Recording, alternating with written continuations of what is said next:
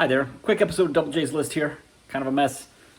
Here's what we're doing. I found something on the I Hate Mud forum that shows how to replace the wheel speed sensor without disassembling the hub unit, which I have not. And it actually seems to have worked so far. I haven't test driven it yet, but I was able to get the entire thing out without taking the back. I'm going to show how just 1 second here.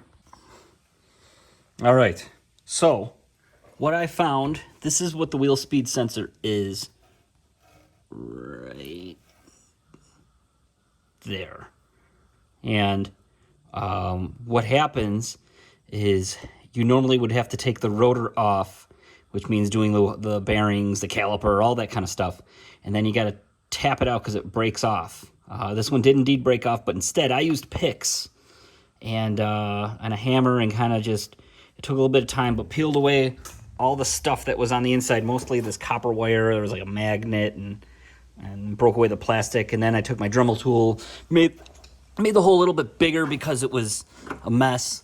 It's an interesting job to do only because if you look, it comes with all these new brackets. My truck's really rusty and I hit everything with PB Blaster for days actually beforehand to make sure everything came loose nice.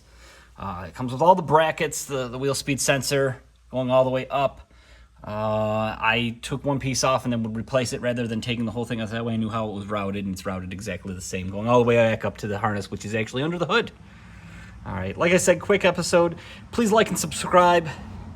And thanks for watching. I'm going to put a link down there if I can find it to the thread on I Hate Mud about how to do this.